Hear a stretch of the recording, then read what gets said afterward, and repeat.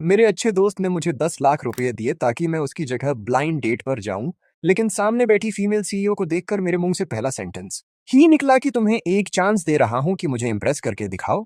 लेकिन female CEO मेरी सारी एक्टिंग देखने के बाद एंग्री होने की बजाय मुस्कुराई और बोली, मुझे लगता है तुम बहुत इंटरेस्टिंग हो, चलो हम रजिस्टर करवा लेते हैं। मैं तो वहीं फ्रीज हो गया। अगले ही मोमेंट में अपने हाथ में रेड मैरिज सर्टिफिकेट देख रहा था। लगता है मैंने गलती से अपने दोस्त की ब्लाइंड डेट वाली लड़की से शादी कर ली। इतने में दोस्त का कॉल आया और बोला, यार तूने उस लड़की को इग्नोर क्यों किया? तो मेरे पास जो है वो कौन है? दूसरी तरफ से आवाज आई, हूँ मैं तो तुम्हारी बीवी हूँ। यार रूम नंबर गलत हो गया, 699 था, लीन बे। वहीं फ्रीज हो गया। और ये सब इसलिए हुआ क्योंकि रूममेट की फैमिली वाले शादी के लिए प्रेशर दे रहे थे और उसने कहा, भाई इस ब्लाइंड डेट को थोड़ा हैंडल कर दे बस।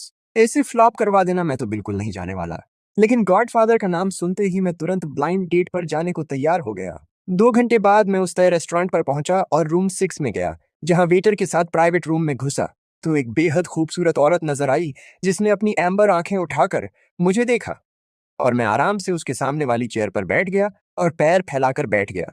मेरे दिमाग में आया कि खूबसूरत और बेहद अग्रेसिव फीमेल बॉस, ऐसी औरत को जो बात बिल्कुल बर्दाश्त नहीं होती वो है मर्द का दबाना और तुच्छ समझना। अगर थोड़ी मामास बॉय वाली हैबिट भी हो तो वो एकदम गेम ओवर। उसने पूछा, क्या तुम शायद मेरी फैन हो या कोई एडमायरर? मैंने कहा, नमस्ते, मैं तुम्हारा ब्लाइंड डेट पार्टनर हूँ। उसने हैरानी से कहा, ब्लाइंड डेट पार्टनर मेरा, तुम श्योर हो? मैंने कहा, हाँ बिल्कुल। ठीक है, क्योंकि हम यहाँ आ ही गए हैं तो सीधे बात करता हूँ। शादी के बाद तुम घर पर रहोगी और बच्चों को संभालोगी। घर के सभी छोटे बड़े डिसीजंस मेरी माँ की मर्जी से होंगे। मैंने बात खत्म की और पूछा, कोई ऑब्जेक्शन? मैं मन में हंसा कि सच में मैं तो जीनियस हूँ, ये डायलॉग एकदम परफेक्ट था। लेकिन वो औरत एक्सप्लोजिव होने की बजाय बोली कि यह एक्सपीरियंस काफी नया है कि आज तक कोई मर्द मेरे सामने इस तरह बकवास करने नहीं आया। उसने कहा, तुम इतनी देर से मेरे सामने बैठे हो, सच में पहचाना नहीं? मैंने कहा, पहचानना वहचानना क्या, ब्लाइंड डेट पर इतना कॉन्फिडेंट मत रहो। वांग जी कहकर मैंने उसे गलत नाम लिया जो एक और किलर ब्लो था, क्योंकि मुझे पता था दूसरी साइड का सरनेम जांग है। उसने मन में सोचा, इंटरेस्टिंग है, ये बंदा एक्चुअली बुरा नहीं है, सारा कीचड़ खुद पर डाल रहा है। उसने कहा, हाँ या ना, बस एक वर्ड में बताओ, मेरा टाइम बहुत कीमती है। मैंने कहा, एक्चुअली मुझे लगता है तुम काफी अच्छी हो। वो हैरान हो गई और बोली, क्या मुझे सुनाई नहीं दिया? मैंने कहा, तुम ब्लाइंड डेट पर नहीं आई क्या? उसने कहा, मैं अभी अग्री करती हूँ। मैं सोचने लगा, आजकल की लड़कियों का टेस्ट इतना अलग है, क्या यह सामने वाली औरत तो रूल्स के हिसाब से नहीं चल रही? तभी दोस्त का कॉल आया और बोला, यार तू कहाँ फंसा है? वो लड़की तो वेट करते करते इरिटेट हो गई। मैंने कहा, मैं तो यहीं हूँ। दोस्त ने बताया कि रूम नंबर गलत हो गया था, 6 नहीं 9 था। मैंने उस औरत से माफी मांगी कि थोड़ी मिसअंडरस्टैंडिंग हो गई। उसने कहा, कोई बात नहीं, एक्चुअली मिसअंडरस्टैंडिंग भी एक अलग तरह की शुरुआत होती है। मैंने मुस्कुराते हुए हाथ हिलाया और जांग वॉन्टिंग का चेहरा देखने की हिम्मत नहीं हुई और वहां से भाग गया। मैंने खुद को कंपोज किया, रूम 9 का डोर खोला तो एक अच्छी खासी खूबसूरत औरत बैठी थी। मैंने कहा, नमस्ते, मैं ब्लाइंड डेट के लिए आया हूँ, क्या आप शेंजी हैं? दूसरी तरफ जांग वांटिंग अभी की मिसअंडरस्टैंडिंग वाली घटना याद करके मुस्कुरा रही थी और उसे माँ की चिंतित आंखें याद आईं जिन्होंने कहा था, वांटिंग घर की प्रॉपर्टी इतनी है कि तुम्हारी पूरी जिंदगी आराम से कट जाएगी और अगर तुम स्टार बनना चाहती हो तो मैं नहीं रोकूंगी, लेकिन लड़कियों को अपनी जिंदगी का साथी भी ढूंढना चाहिए। तुम 26 की हो गई। वांटिंग ने कहा था, तुम चिंता मत करो, मैं ध्यान रखूंगी, जब कोई सही मिला तो डिसाइड कर लूंगी। माँ ने कहा था, मेरी अच्छी बेटी सही मिले तो जल्दी से पकड़ लो, अच्छे मर्दों के पीछे बहुत लड़कियां होती हैं। पक्का हो जाए तो घर लेकर आमा को दिखाने। और सोचा कि उन सभी मर्दों में से यह लड़का एकमात्र ऐसा था जिसके साथ कंफर्टेबल फील हुआ, तो एक्चुअली उसके साथ ट्राई किया जा सकता है। उसने वेटर से पूछा कि अभी मेरे रूम से जो लड़का गया वो किस रूम में गया। रूम 9 में। जब मैं मेंटली प्रिपेयर हो रहा था तभी धीरे से नॉक हुई। मेरे रिएक्ट करने से पहले ही जंग वांटिंग ने डोर खोला और ग्रेसफुली अंदर आई। लंबी लेग स्कर्ट की स्विंग में दिख रही थी। मैंने कहा, ये दीदी, मैंने तो माफी मांग ली थी, अब तुम यहाँ क्यों आई? उसने कहा, लेकिन ब्लाइंड डेट अभी खत्म नहीं हुई। उसने समझाया कि छोटे भाई, मिसअंडरस्टैंडिंग भी एक अलग शुरुआत होती है और तुम मेरे रूम में आए, मुझसे थोड़ा फ्लर्ट किया और चले गए, इसकी थोड़ी प्राइस तो देनी होगी। मैंने पूछा, कौन सी प्राइस? उसने कहा, भाई लगता है हमें सही से बात करनी होगी। उसने बताया कि उसे जनरली लेक्चर देना पसंद नहीं, शॉर्टकट्स लेना पसंद है। मैंने सोचा, ये दीदी का क्या बैकग्राउंड है, ये एटीट्यूड तो फेक नहीं लग रहा। मैंने शेनजी से माफी मांगी और कहा, इस सिचुएशन में हम आगे नहीं बढ़ सकते, बस यही कहना कि गलती मेरी थी। फिर जांग वांटिंग के साथ चल दिया। गाड़ी में उसने कहा कि उसे दूसरे की चीज उठाने में कोई प्रॉब्लम नहीं। मैंने पूछा, दीदी तुम इतनी खूबसूरत हो, तुम्हारे पीछे तो बहुत लोग होंगे, मुझे ही क्यों पकड़ रखा है? रास्ते में कहीं उतार दो, यहीं अलग हो जाते हैं। उसने कहा, तुम्हें गर्लफ्रेंड नहीं चाहिए, ये मैं समझ सकती हूँ, लेकिन तुम्हारे पेरेंट्स समझेंगे उन्हें शायद। इतनी फ्रीडम नहीं दी होगी कि तुम हमेशा सिंगल रहो, नहीं तो वो ब्लाइंड डेट पर क्यों भेजते? मैंने उसे नहीं बताया कि मैं दोस्त की जगह आया हूं, लेकिन उसने सही पॉइंट किया। घर पर शादी के लिए प्रेशर शुरू हो गया है। उसने कहा कि हम दोनों की सिचुएशन सेम है, क्यों ना हम फेक बॉयफ्रेंड गर्लफ्रेंड बन जाएं, पेरेंट्स के सामने साथ रहें और नॉर्मली अलग अलग जिंदगी जिएं। मैंने सोचा, दीदी इतनी खूबसूरत और टैलेंटेड है, कोई भी पेरेंट इन्हें नापसंद नहीं करेगा। घर जाकर पेरेंट्स को हैंडल करने में ये एकदम परफेक्ट रहेगी। मैंने कहा, ठीक है, मैं अग्री करता हूँ। उसने कहा, डील हो गई, इसी मोमेंट से हम बॉयफ्रेंड गर्लफ्रेंड हैं। फिर उसने बताया उसका नाम वांटिंग है, उम्र 26 साल। और मैंने बताया लिनबे 25 साल। उसने कहा, 25 सच में छोटे भाई हो, एक बार दीदी बुलाओ तो। मैंने कहा, बिल्कुल नहीं। उसने पूछा, मुझसे पहले कितनी ब्लाइंड डेट्स हुई? मैंने कहा, तुम्हें क्या लगता है? उसने कहा, ठीक है, चलो छोड़ो, आगे से ऐसा मत करना। मैंने सोचा ये औरत पहले दिन से ही जेलस हो रही है। फिर दोनों गैराज से बाहर निकले और लिनबे ने सामने की विला देखी और सोचा, इतनी बड़ी प्रॉपर्टी, ये दीदी तो सच में रिच है। मैंने पूछा, रुको रुको, मुझे यहाँ क्यों लाई, पेरेंट्स से मिलवाने तो नहीं? उसने कहा, क्या सोच रहे हो, तुम्हें रास्ता दिखाने लाई हूं, ताकि आगे मिशन पर आने में दिक्कत ना हो। उसने पूछा, भाई अंदर क्यों नहीं जा रहे, डर है कि घर में कोई है? मैंने कहा, बस करो दीदी, खुद ब्रेन मत बनाओ, क्या डर है? फिर बैठकर स्टोरी स्ट्रेट की। उसने बताया कि वो एक छोटी सी स्टार है, जिसकी ब्यूटी पिछले जमाने की टॉप एक्ट्रेसेस से भी ज्यादा थी। मैंने पूछा, लेकिन छोटी स्टार को बॉडीगार्ड्स के साथ निकलना, ये छोटी स्टार कितनी छोटी है? मैंने तो सुना नहीं। उसने कहा, भाई तुमने मुझे रिकॉग्नाइज नहीं किया, नई आई क्वीन ऑफ म्यूजिक को नहीं जानना नॉर्मल है। फिर बोली, एक्चुअली मैं एक छोटी कंपनी की सीईओ भी हूँ। मैंने कहा, छोटी सीईओ दीदी, आगे से तुम मुझे कवर करना। काफी बातचीत के बाद हम दोनों एक दूसरे को थोड़ा जान गए और कांटेक्ट एक्सचेंज कर लिया। मैंने कहा, दीदी काफी देर हो गई, मैं अब चलता हूँ। उसने कहा, अभी जा रहे हो? अभी तो बैठे भी नहीं हो। मैंने कहा, दीदी माँ ने खाने के लिए बुलाया है, सच में जाना है।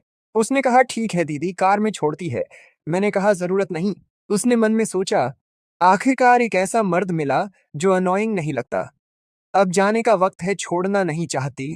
शाम हुई, वांटिंग अकेले विला में खाना खा रही थी। माँ का कॉल आया, उन्होंने पूछा, वांटिंग खाना खाया?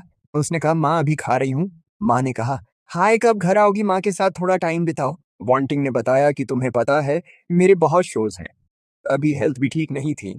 फिर बोली, माँ एक बात बतानी थी, कुछ नहीं खास, बस बॉयफ्रेंड मिल गया।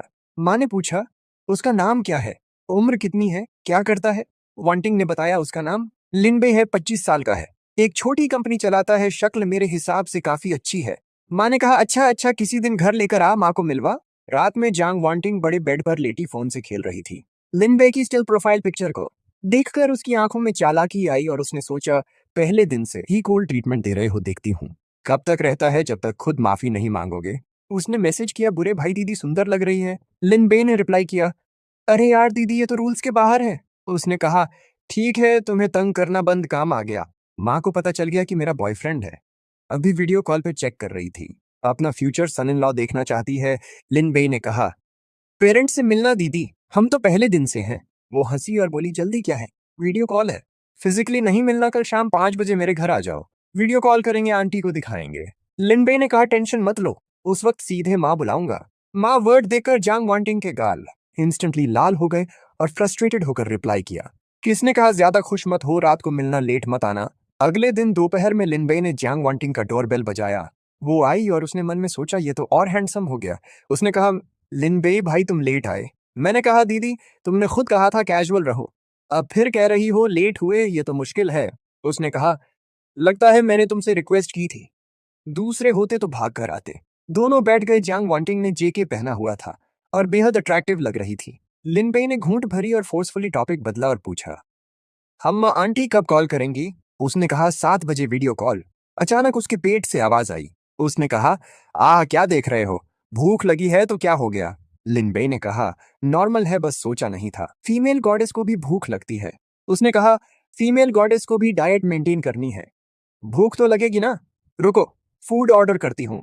लिनबे ने कहा, तुम डिलीवरी मंगाओगी, मर्द को डिलीवरी से ट्रीट करोगी, मैं तो घर पर प्रॉपर खाना खाता हूँ। उसने कहा, यह होटल डिलीवरी है, बहुत एक्सपेंसिव है। लिनबे ने कहा, फिर भी डिलीवरी तो है। उसने पूछा, तो बताओ क्या करें। लिनबे ने कहा, दीदी क्यों ना मैं नूडल्स बना दूं। वो हैरान हुई कि तुम्हें खाना बनाना आता है। लिनबे ने कहा, थोड़ा बहुत। ये हैरानी की बात थी कि जो लड़का हमेशा डिलीवरी मंगाता है उसके फ्रिज में सब कुछ था। लिनबे बड़े एक्सपर्ट तरीके से नूडल्स बनाने लगा। नूडल्स को कोल्ड वाटर में रखा, ऑलिव ऑयल लगाई, बीफ मैरिनेट किया, सब कुछ परफेक्टली होता रहा। जांग वांटिंग एक तरफ से देखती रही। उसकी ब्रॉडबैक देखकर उसके दिल में एक अजीब सी वार्म फीलिंग आई, जो काफी दिनों से नहीं आई थी। लिनबे ने पूछा, दीदी मुझे क्यों देख रही हो? मेरे फेस पर कुछ है? उसने कहा, बहुत सोचते हो, मुझे डर था कहीं गंदी चीज न डाल दो। थोड़ी देर बाद luxury beef sea food noodles की 2 बोल्स टेबल पर आ गईं। खुशबू लाजवाब थी। जंग वांटिंग ने खाया और बोली, बहुत स्वादिष्ट। लिनबे ने कहा, देखो, आह, क्या देख रहे हो? फीमेल गॉडेस को खाते नहीं देखा। लिनबे ने कहा, देखी है, एक क्यूट हैमस्टर की तरह। उसने कहा, मत देखो, बताओ कुकिंग कितने दिन से सीखी है? क्या किसी लड़की के लिए सीखी? लिनबे ने कहा, दीदी क्या सोच रही हो? नेचुरल टैलेंट है बस। उसने सोचा नहीं सोचा था भाई इतना सरप्राइज करेगा। पता नहीं अगला सरप्राइज कब होगा। रात 7 बजे दोनों स्टडी रूम में आए। लिनबे ने कहा, थोड़ी देर में माँ से वीडियो कॉल होगी, जो तय हुआ उसके हिसाब से आना। कॉल आई तो माँ ने पूछा, वांटिंग खाना खाया? वांटिंग ने कहा, खा लिया, आज लिनबे ने नूडल्स बनाए, सब खा गई। माँ ने कहा, लिनबे बच्चे को कुकिंग भी आती है, बहुत अच्छा। लिनबे कहाँ है, जल्दी दिखाओ। लिनबे ने कहा, आंटी नमस्ते, मैं लिनबे हूँ। माँ ने कहा, बेटा इतना हैंडसम है। नमस्ते शौबे, मैं वांटिंग की माँ हूँ। तुम मुझे जांग आंटी कह सकते हो। लिनबे ने कहा, जांग आंटी नमस्ते। माँ ने पूछा, शौबे तुम्हें वांटिंग कैसी लगती है? लिनबे ने कहा, मुझे वांटिंग बहुत अच्छी लगती है, बहुत खूबसूरत है, पर्सनालिटी भी जेंटल है। जंग जुलान ने लिनबे से काफी और सवाल पूछे और लिनबे ने सब जवाब दिए। माँ ने कहा, ठीक है, तुम दोनों एंजॉय करो, बाय बाय। कॉल के दौरान वांटिंग ने लिनबे का हाथ पकड़ा था। लिनबे ने कहा, अब हाथ छोड़ोगी? उसने कहा, किसने पकड़ा? वांटिंग ड्रामा के लिए पकड़ा था। लिनबे ने कहा, चलो चलो घर जाता हूँ, 9 बज गए। उसने कहा, अभी जा रहे हो, थोड़ा बैठो। लिनबे ने कहा, नहीं बैठूंगा, जाता हूँ। जाते जाते वांटिंग ने रोका और थैंक्स कहा। लिनबे ने कहा, हाय, इसमें थैंक्स की क्या बात, अगली बार तुम्हारी टर्न आएगी, उस वक्त अच्छे से परफॉर्म करना। वो हंसकर बोली, उस वक्त पता नहीं, शायद तुम्हारी बुराई ही कर दूं। फिर वांटिंग के असिस्टेंट ने बताया कि फैन हुआ फिल्म्स ने अचानक उनके साथ सारा कोलैबोरेशन रोक दिया है। मिस ने पूछा, पहले तो डील हो गई थी ना, वो अचानक क्यों पलट गए? असिस्टेंट ने बताया कि उनसे पूछा तो इधर उधर की बातें करते रहे, कोई क्लियर रीजन नहीं दिया, हमें फैन हुआ फिल्म्स जाना होगा। फैन हुआ फिल्म्स में पहुंचकर वांटिंग ने कहा, ये तो एक तरफा कॉन्ट्रैक्ट ब्रीच है, बहुत ज्यादती है। उन्होंने कहा, जांग वांटिंग जी, हम सोचते हैं तुम्हारी प्रोफेशनल स्किल्स काफी नहीं हैं, इसलिए कोलैबोरेशन खत्म। असिस्टेंट ने कहा, बकवास है, हमारी वांटिंग की प्रोफेशनल स्किल्स कमजोर हैं। तो फिर किसकी हैं? तभी वहां ली शाओ ने खुद रिवील किया कि ये सब उसकी प्लानिंग थी। वो जांग वांटिंग की ब्यूटी और टैलेंट से जेलस थी। 10 साल में जो मिला जांग वांटिंग ने 3 साल में पा लिया और अवार्ड्स में भी उससे आगे निकल गई। इसलिए उसने महंगे दाम पर जांग वांटिंग और फैन हुआ फिल्म्स का कोलैबोरेशन खरीद लिया। रिसोर्सेज के बिना एक क्वीन ऑफ म्यूजिक और बैंड होने में कोई फर्क नहीं। वांटिंग ने कहा, ठीक है, चलते हैं। उन्होंने कहा, इस पर एक्शन लेंगे। एंटरटेनमेंट इंडस्ट्री में 3 बड़े मीडिया जायंट्स थे, छंगशेंग मीडिया, फनहुआ फिल्म्स और रोंगशेंग फिल्म्स, जिनमें छंगशेंग सबसे बड़ा था। असिस्टेंट ने कहा, जब हमारी रेपुटेशन बड़ी होगी तो रोंगशेंग से कांटेक्ट करेंगे। इसी दौरान लिन बे को छंगशेंग ग्रुप से कॉल आई कि वो एक मीटिंग में आए। लिनबे घर पहुंचा तो वांटिंग ने कहा, लिनबे भाई आज इतने फॉर्मल कपड़े? लिनबे ने कहा, आज मीटिंग थी। वांटिंग ने कहा, लिनबे भाई बताऊंगी, लेकिन प्रॉमिस करो गुस्सा नहीं होगे। लिनबे ने कहा, बताओ, मैं नाराज नहीं होऊंगा। वांटिंग ने कहा, एक्चुअली मैंने तुम्हें इसलिए बुलाया, खाना खाना था। लिनबे ने कहा, क्या यार, सिर्फ इसके लिए बुलाया? लिनबे ने खाना बनाना शुरू किया, तभी बाहर बारिश आ गई। वांटिंग ने कहा, बारिश तो आ गई। लिनबे ने कहा, बारिश में घर जाना मुश्किल होगा। वांटिंग ने कहा, कोई बात नहीं। दोनों ने खाना खाया और टेबल की सारी डिशेस खत्म हो गईं। इसी वक्त बारिश अभी भी तेज थी। लिन बे का फोन बजा, माँ का कॉल था। माँ ने कहा, शाओबे इतनी बारिश है, रात को मत आ, खतरनाक है, जांग वांटिंग के यहाँ ही रह जा। लिन बे ने कहा, माँ क्या बोल रही हो? माँ ने कहा, ठीक है। शाओबे घर का दरवाजा लॉक हो गया, माँ सो गई। लिन बे ने फोन रखा, जांग वांटिंग की तरफ देखा। रात को रुकने की बात कहना मुश्किल लग रहा था। वांटिंग ने खुद पूछा, लिनबे भाई इतनी बारिश है, वापस जाना भी मुश्किल है, क्या आज यहाँ रह सकते हो? लिनबे ने कहा, ठीक है, सच में रह लूंगा। शाम हुई। लिनबे ने एक रूम चूज किया, लेकिन नींद नहीं आ रही थी। वांटिंग ने नॉक किया और पूछा, लिनबे सो गए। लिनबे ने सोचा ये आधी रात को क्या चाहती है। वांटिंग ने डोर खोलकर अंदर आकर कहा, नींद नहीं आई, तुमसे बात करने आई। लिनबे ने कहा, बिल्कुल ठीक नहीं, मैं तो अभी सोने वाला था और तुमने डिस्टर्ब किया। उसने माफी मांगी और लिनबे ने पूछा, आधी रात को क्या बात करनी है? वांटिंग ने पूछा, भाई तुम्हें किस टाइप की लड़कियां पसंद हैं? लिनबे ने कहा, मेच्योर टाइप, खूबसूरत फिगर अच्छी हो। जंग वांटिंग का चेहरा थोड़ा लाल हुआ।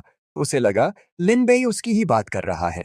उसने पूछा, तुम्हें किस टाइप के लड़के पसंद हैं? वांटिंग ने कहा, पहले हैंडसम हो, बॉडी अच्छी हो और स्वादिष्ट खाना बनाना आए। लिनबे ने कहा, दीदी ये तो मेरी बात हो रही है, क्या मुझे सीक्रेटली पसंद करती हो?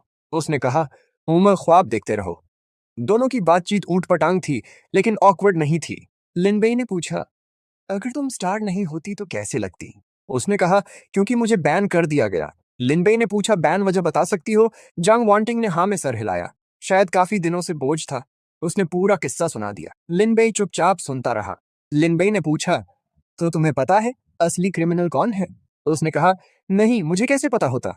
फिर वो बोली, लिनबे मुझे नींद आ रही है। लिनबे ने सोचा, दिल बड़ा है, मेरे साथ कुछ नहीं होगा, इस बात से डरती नहीं। थोड़ी देर बाद वो उसी रूम में सो गई और लिनबे ने नोटिस किया कि वो बहुत हल्की है।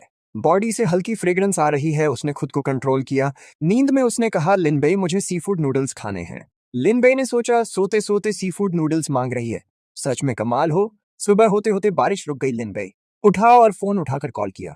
लीव डायरेक्टर को बताया कि मुझे जंग वांटिंग को छांगशेंग मीडिया से साइन करवाना है। उसके सारे रिसोर्सेज की जिम्मेदारी मेरी। दूसरी तरफ जंग वांटिंग ने ऊँगते हुए आंखें खोली। खुद को अपने बेड पर पाया और सोचा, मैं तो लिनबे के रूम में सो गई थी, वापस कैसे आई? उसने याद करने की कोशिश की। लगा लिनबे उसे उठाकर ले आया और सोचा, यह मेरी जिंदगी में पहली बार है कि किसी लड़के ने मुझे उठाया हो। लिनबे ने कहा, नाश्ता तैयार है, आ जाओ। वांटिंग ने पूछा, तुम्हें कैसे पता था मुझे सीफूड नूडल्स चाहिए? लिनबे ने कहा, मुझे न केवल पता है कि तुम्हें सीफूड नूडल्स चाहिए, बल्कि यह भी पता है कि सोते वक्त तुम्हारे होंठ कितने फूले हुए थे। उसने कहा, झूठ बोल रहे हो, खाना बनाने के बदले में तुम्हें माफ करती हूँ। दोनों ने नाश्ता किया। लिनबे घर चला गया। जांग वांटिंग और लीशाओ ने नई कोलैबोरेशन कंपनी ढूंढने का प्लान बनाया। वो फैन हुआ फिल्म से नीचे वाली रोंगशेंग फिल्म गए, लेकिन वहां भी जवाब मिला कि जांग वांटिंग, जी हम आपके साथ कोलैबोरेट नहीं कर सकते। वांटिंग ने पूछा, क्यों? उन्होंने बिना रीजन बताए वापस भेज दिया। इसके बाद दोनों ने छोटी बड़ी सभी फिल्म कंपनीज ट्राई की, लेकिन हर तरफ से रिजेक्शन मिली। तभी फोन आया कि हम चंगशेंग मीडिया से हैं और जांग वांटिंग जी से कोलैबोरेशन की बात करनी है। वांटिंग को यकीन नहीं हुआ, क्योंकि उसकी रेपुटेशन के हिसाब से चंगशेंग मीडिया के साथ कोलैबोरेट करना पॉसिबल नहीं लगता था। उन्होंने कंफर्म किया तो वांटिंग ने अग्री किया। उसे डर था कि शायद किसी सीनियर ने उस पर नजर डाली हो, लेकिन उसके दिल में लिनबे था, इसलिए ऐसी किसी बात पर अग्री नहीं करती। दोपहर को दोनों चैंगशेंग मीडिया पहुंची। उसी वक्त गुयनरन की कार वहां से गुजरी और उसने जांग वांटिंग को बिल्डिंग में घुसते देखा। गुयनरान ने कहा, यह जांग वांटिंग नहीं है, ये कोई थर्ड रेट स्टार के आने की जगह है। वांटिंग ने कहा, गुयनरान तू मेरे साथ झगड़ा करना चाहती है? गुयनरान ने कहा, झगड़ा करना है, ये तो हॉट न्यूज हो जाएगा। लिशाओ ने कहा, मिस ठंडा रहो, हमारा काम बाकी है, चलते हैं। गुयनरन ने सोचा, जांग वांटिंग को लग रहा था चंगशेंग मीडिया में घुसने की उसकी जरूरत नहीं चलेगी, थोड़ी देर में रिजेक्ट होगी। कॉन्फ्रेंस रूम में ल्यू डायरेक्टर बैठे थे। उन्होंने पहले ही जांग वांटिंग की डिटेल्स चेक की थी, उसकी ब्यूटी से इम्प्रेस थे। वांटिंग ने पूछा, कोलैबोरेट करने की स्पेसिफिक रीजन क्या है? ल्यू डायरेक्टर ने बताया कि हम नए आर्टिस्ट को डेवलप करना चाहते थे। हमारी बोर्ड में एक सीईओ ने स्ट्रांगली रिकमेंड किया, हमने डिटेल्स देखी और लगा तुम सूटेबल हो। वांटिंग ने पूछा, वो सीईओ का नाम क्या है? ल्यू डायरेक्टर ने कहा, माफ करना, ये प्राइवेसी का मामला है, नहीं बता सकते। वांटिंग ने पूछा, उस सीईओ की कोई और रिक्वायरमेंट है? उसे डर था कि कहीं कोई अनएथिकल डील ना हो। ल्यू डायरेक्टर ने कहा, कोई और रिक्वायरमेंट नहीं है। जंग जी टेंशन मत लो, सीईओ ने सिर्फ रिकमेंड किया, हम भी सूटेबल लगे बस। वांटिंग ने रिलीफ की सांस ली और मुस्कुराई, जो काफी दिनों से नहीं आई थी। तीनों ने फॉर्मली और हैप्पीली बात की। 1 घंटे बाद मीटिंग खत्म हुई। दोनों साइड्स खुश थीं। जांग वांटिंग के दिल का बोझ उतर गया। दोनों ने ऑफिस से निकलते हुए सोचा कि यह सीईओ जिसे मैं जानती नहीं, उसने मेरी हेल्प क्यों की? 3 दिन बाद लिनबे गेम खेल रहा था। जांग वांटिंग का कॉल आया। बोली, लिनबे भाई कल फ्री हो? लिनबे ने पूछा, क्यों, फिर नूडल्स खाने हैं? उसने कहा, नहीं, तुम्हें घुमाने ले जाना है, मैंने नई कंपनी साइन की। चंगशेंग मीडिया कैसा लगा? सरप्राइज्ड, लिनबे ने कहा। ओ कंग्रेचुलेशंस तो है, वांटिंग ने कहा। बस यही रिएक्शन मैंने सबसे पहले तुम्हें शेयर किया। लिनबे ने पूछा, तो तुम चाहती क्या हो रिएक्शन? उसने कहा, सर्कल्स में नाचो। फिर बोली, कल 10 बजे अम्यूजमेंट पार्क गेट पर देर आई तो खत्म हो। अगले दिन 10 बजे अम्यूजमेंट पार्क पर जब लिनबेई पहुंचा, पहले से वेट कर रही थी और रिवॉर्ड के रूप में उसे कुछ दिया। वांटिंग ने कहा, चलो जल्दी, रोलर कोस्टर पर लंबी लाइन लग जाएगी। लिनबे ने सोचा ये क्लोजनेस इतनी सडनली आई। जंग वांटिंग बच्चे की तरह लिनबे को खींचकर एक राइड से दूसरे राइड पर ले गई। लगता था सारी एनर्जी खर्च कर देना चाहती है। हर राइड के बाद वो लिनबे को देखकर हंसती रही, खूब हंसती रही। शाम को फेरिस व्हील धीरे धीरे ऊपर गया। छोटे कैबिन में माहौल अचानक थोड़ा स्पेशल हो गया। वांटिंग ने कहा, आज साथ आने के लिए शुक्रिया, मुझे काफी दिनों से इतनी खुशी नहीं मिली। लिनबे ने कहा, थैंक्स की क्या बात, वैसे भी मेरे पास कोई काम नहीं था। उसने कहा, तुम हर बार यही कहते हो। फिर उसने बताया कि चांगशेंग से साइनिंग काफी सडन थी। लिव डायरेक्टर ने पर्सनली कॉल किया, सारे रिसोर्सेज ओपन हैं। चांगशेंग तो तीनों में सबसे बड़ा है, उनके आर्टिस्ट सब टॉप लेवल के हैं। मैं सच में यकीन नहीं कर पाई। लिनबे ने कहा, ये तो अच्छी बात है ना, प्रूव किया तुमने। उसने कहा, लेकिन मुझे लग रहा है इस बात में कुछ सस्पिशियस है। मैंने ल्यू डायरेक्टर से पूछा, क्यों चूज किया? उसने सिर्फ इतना कहा कि ऊपर किसी ने इंडिकेट किया कि तुम्हें प्रमोट करना है। मैंने पूछा कौन, उसने नहीं बताया। लिनबे ने कहा, ज्यादा मत सोचो, जिसने भी प्रमोट किया तुम एक्सेप्ट करो, बस अच्छे से काम करना, बाकी सब छोड़ो। वांटिंग ने कहा, तुम बहुत आसानी से कह रहे हो। लिनबे ने कहा, ऐसे ही हूं मैं। फिर तुम इतनी केपेबल हो, जब फेमस हो जाओ तो मुझे याद रखना। वांटिंग ने कहा, बिल्कुल, उस वक्त तुम्हें मेरा पर्सनल शेफ बनाऊंगी, हर रोज खाना बनाओगे।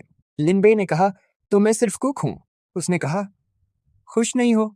बहुत लोग मेरे लिए खाना बनाना चाहते हैं, मौका नहीं मिलता। लिनबे ने कहा, ठीक है दादी, सब आपकी मर्जी। वांटिंग ने कहा, लिनबे, जानते हो, तुम पहले इंसान हो जिसके साथ रहना बहुत कंफर्टेबल लगता है। इसके बाद के दिनों में चांगशेंग मीडिया से साइनिंग जैसे जंग वांटिंग के करियर में बूस्टर लग गया। Top production teams, A-list brand deals एक के बाद एक आते गए। उसकी रेप्यूटेशन तेजी से बढ़ी और दोनों अपनी छोटी सी लाइफ एंजॉय करते रहे।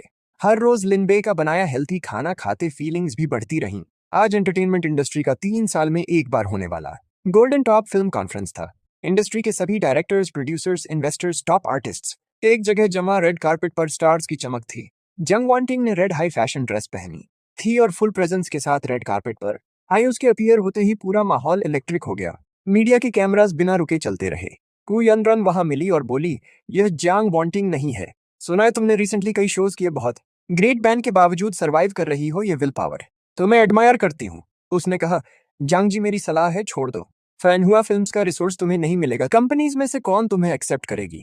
एक वर्ड में काम हो जाता है मेरा। उसके साथी ने कहा, कुछ लोग अपनी पोजीशन नहीं समझते, सोचते हैं थोड़ी ब्यूटी है तो सर्कल में चलेंगे, अपनी वर्थ तो देखो। वांटिंग ने कहा, गू दीदी सही कह रही है, मुझे अभी बहुत कुछ सीखना है। गुयन रन ने हंसते हुए कहा, पहले ये सोचो कि कौन सी कंपनी तुम्हें लेगी। कुछ कमर्शियल डील्स मिलती हैं तो स्टार नहीं हो जाते, रिसोर्सेज के बिना तुम कुछ नहीं। उसके साथी ने कहा, जांग जी, तुम्हें माफी मांगनी होगी। कहो तो शायद थोड़े छोटे रोल्स दे दूं। आसपास के गेस्ट ने ध्यान दिया। सब क्यूरियस होकर देखने लगे। कोई विस्पर करने लगा, किसी ने सिंपैथी दी, लेकिन कोई आगे नहीं आया। तभी एक आवाज आई, जियांग जी, और सब उस तरफ मुड़े। एक मिडिल एज्ड मन आ रहा था, ये छंगशेंग मीडिया के वाइस प्रेसिडेंट ल्यू डायरेक्टर थे। ल्यू डायरेक्टर ने कहा, जांग जी, आप यहाँ हैं, मैं आपको बहुत देर से ढूंढ रहा था। सबने हैरान होकर देखा कि ल्यू शाहुआ जांग वांटिंग के साथ इस तरह क्यों पेश आ रहे हैं। ल्यू डायरेक्टर ने बताया कि हमारे डायरेक्टर ने स्पेशली कहा था आप मेन टेबल पर बैठें। जगह अरेंज हो गई है, मैं आपको ले जाता हूँ। चैन डायरेक्टर ने कहा, मेन टेबल, तुम ठीक तो हो? वो बिना रिसोर्स वाली छोटी स्टार मेन टेबल पर। ल्यू डायरेक्टर ने कहा, चैन डायरेक्टर, ये हमारी शैंगशेंग की इंटरनल अरेंजमेंट है, आपको वरी करने की जरूरत नहीं। जांग जी, आपकी सीट फर्स्ट रो में है, इस तरफ आइए। गुयानरान ने कहा, उसे छंगशेंग के साथ कैसे जोड़ा? उसके साथी ने कहा, छंगशेंग ने कभी कोई स्टेटमेंट नहीं दिया। चैन डायरेक्टर ने वांटिंग को फिर कॉर्नर में ले जाकर कहा कि जांग वांटिंग की रेपुटेशन से वो मेन टेबल पर बैठ सकती है, जरूर कोई हिडन डील होगी, डरती नहीं क्या लोगों को पता चलेगा? वांटिंग ने कहा, चैन डायरेक्टर, ये मुझे धमकी है। उसने कहा, बस रिमाइंड कर रहा हूं, इस मामले में फंसे तो निकलना मुश्किल होगा। वांटिंग ने सिक्योरिटी को बुलाया कि चैन डायरेक्टर और गू मिस को बाहर ले जाइए। चैन डायरेक्टर ने कहा, एक बार ट्राई करके देखो। तभी एक भारी लेकिन स्ट्रांग आवाज हॉल के एंट्रेंस से गूंजी, किसमें हिम्मत है? सब उस तरफ मुड़े। एक एनर्जेटिक बुजुर्ग कई लोगों के साथ हॉल में आया। उसके कदम कॉन्फिडेंट थे, पूरा ऑरा ऐसा था जो किसी बड़े पोजीशन पर रह चुके हों। सबने कहा, वह डायरेक्टर जाओ डेमिंग, सच में वो हैं, international film festival life time achievement award, वो यहाँ कैसे आए? चेन डायरेक्टर ने कहा, गॉडफादर आ गए, छंगशिंग वाले मेरे साथ इस तरह कर रहे थे। जाओ दिमिंग ने कहा, लिu शाओहुआ मेरा गॉडसन बेशक बुरा बोलता है। तुम उसे दो बात कह सकते थे, लेकिन सिक्योरिटी बुलाना तुम मुझे जाओ दिमिंग को इग्नोर कर रहे हो। लिu डायरेक्टर ने एक्सप्लेन किया कि चेन डायरेक्टर बार बार हमारी छंगशिंग की नॉर्मल अरेंजमेंट में रुकावट डाल रहे थे। जाओ दिमिंग ने पूछा, कौन सी अरेंजमेंट? लिu डायरेक्टर ने कहा, इस जांग जी को मेन टेबल पर बैठाने की। जाओ दिमिंग ने कहा, मेरा गॉडसन बेशक बुरा बोलता है, लेकिन एक बात गलत नहीं कही। मेन टेबल इंडस्ट्री के टॉप लोगों के लिए है ये जांग जी। फ्रैंकली बोलूं, मैंने कई दशक फिल्म्स बनाई, इनका नाम नहीं सुना। लियो डायरेक्टर ने कहा, जाओ डायरेक्टर, ये हमारी चंगशेंग का इंटरनल डिसीजन है। जाओ दिमिंग ने कहा, मुझे पता है ये तुम्हारा इंटरनल डिसीजन है, इंटरफियर करने की बात नहीं, लेकिन इसी वजह से मेरे गॉडसन को तुम सिक्योरिटी से हटवाते हो। जाओ डिमिंग, एक वर्ड भी ना बोलूं, आगे सर्कल में कैसे रहूंगा।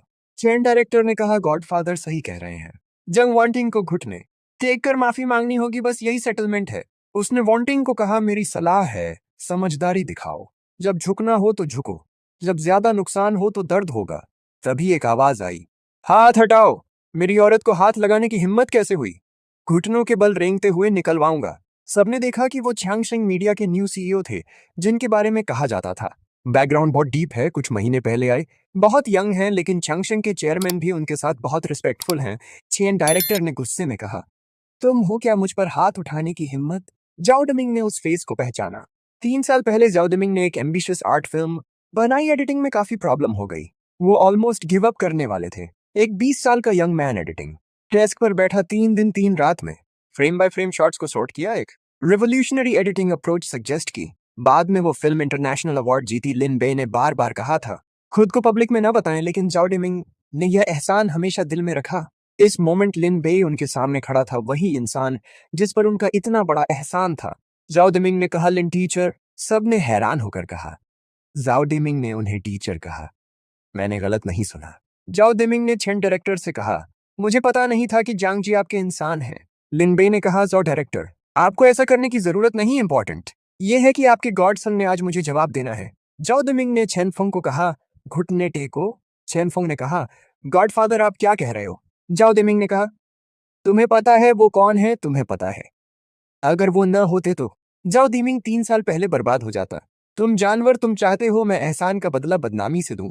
लिनबे ने कहा, जाओ डायरेक्टर, मुझे उससे घुटने नहीं चाहिए। जाओ दिमिंग ने छेनफोंग को कहा, जांग जी को माफी मांगो। छेनफोंग घुटने टेक कर बोला, जांग जी माफ कर दो, मेरी गलती थी। जंग वांटिंग ने सामने घुटने टेके छेनफोंग को देखा, आंखों से आंसू आ गए, जिल्लत के नहीं, बल्कि इसलिए कि किसी ने उसके लिए यह सब किया। ये फीलिंग कितनी अच्छी होती है। लिन बे ने कहा, रो क्यों रही हो, आगे से कोई तुम्हें तकलीफ नहीं दे सकता। वांटिंग ने कहा, लिन बे सच में तुम हो, मुझे लगा मैं सपना देख रही हूँ। लिन बे ने कहा, माफ करना, इस बार फिर देर हो गई। फिर लिन बे जंग वांटिंग का हाथ थाम कर मेन स्टेज पर आया और सबकी तरफ मुड़कर बोला, माफ करना, आज एक ड्रामा दिखाया, इस मौके पर मुझे 2 अनाउंसमेंट्स करनी है। पहला, चंगशिंग मीडिया एक क्वीन प्लान लॉन्च करेगी अगले 3 साल में, सारे टॉप रिसोर्सेज सिर्फ चांग वांटिंग जी को। सबने कहा, क्वीन प्लान, ये तो चंगशिंग मीडिया का सबसे बड़ा रिसोर्स है। दूसरा, फैन हुआ फिल्म्स ने एक तरफा कॉन्ट्रैक्ट ब्रीच किया मेलिशियसली, एक आर्टिस्ट को सप्रेस किया, इंडस्ट्री रूल्स तोड़े। चंगशिंग मीडिया का लीगल डिपार्टमेंट सारे एविडेंस कलेक्ट कर चुका है, कल फॉर्मली फैन हुआ फिल्म्स पर लॉ सूट फाइल होगी। साथ ही गु यनरान जी के बारे में मलिशियस कंपटीशन और कॉलीग को डिफेम करने का सस्पेशन है। चंगशिंग एक इंडस्ट्री यूनाइटेड बॉयकॉट शुरू करेगी। आज से जो भी गु यनरान के साथ कोलैबोरेट करेगा हमारे प्रोजेक्ट्स में नहीं होगा। लिनबे ने वांटिंग की तरफ देखकर कहा, आज से कोई तुम्हें तकलीफ नहीं दे सकता, क्योंकि आज से मैं तुम्हारी सबसे बड़ी बैकिंग हूं। फिर उसने पूरी दुनिया के सामने घुटने टेक कर कहा, जांग वांटिंग जी, क्या तुम मुझसे शादी करोगी? पूरा हॉल एक साथ चिल्लाया, शादी करो, शादी करो, शादी करो। और वांटिंग ने मुस्कुराते हुए कहा, मैं करूंगी।